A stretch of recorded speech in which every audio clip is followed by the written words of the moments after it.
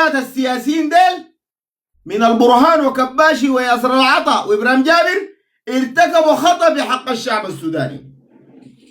كان ممكن يعالجوا هذا الخطأ التاريخي اللعب به السياسيين منذ تمرد الدعم السريع واضحة ينادي الشعب السوداني خلفه، لكن ما في مسميات أخرى، لا مشتركة لا كلام لا براؤون لا أي شيء.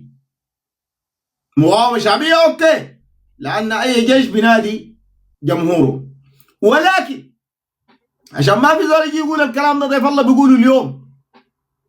ضيف الله قالوا وقال يا البرهان ويا قادة الجيش صححوا الخطأ الكارثي في الاتفاقية اللي وقعها المتمرد حميدتي.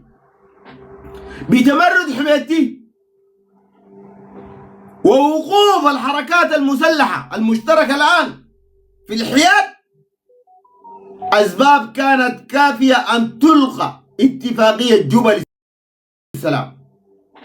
الزول الداير يجيب مع الشعب السوداني يجي واقف كجيش، يجي واقف كأمن، يجي واقف كشرطة مع الاحتفاظ لهم بحقهم السياسي، ولكن أن تكون في قوة يا للعيب. يوم احنا نقول لكم القادة السياسيين وقادة الدولة أياديهم ملفوفة ويدهم ملوية، الكلام ده ما في زول بيقدر بيقبله، لكن ضيف الله بيقولوا خايفين من تمرد المشتركة.